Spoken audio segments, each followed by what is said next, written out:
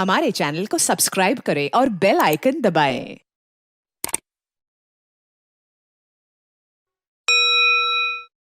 Bangladesh high commission Islamabad के press counsellor Mohammad Tayyab Ali ने Lahore press club का दौरा किया।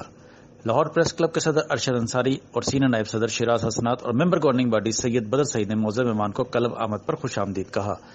इस मौके पर उन्होंने बामी दिलचस्पी के अमूर पर गुफ्तगू की।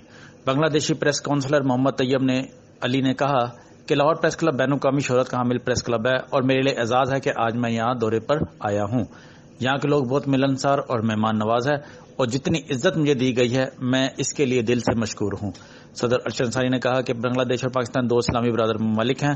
दोनों ममालिक के अवाम एक दूसरे के लिए नेक जज्बात रखते हैं और हमारी हुकूमतों को भी चाहिए कि वो ऐसे मौके पैदा करे जिससे खासतौर हर सतह पर एक दूसरे से रबत में इजाफा हो और दोनों ममालिक में हम आहंगी को फरोग हासिल हो।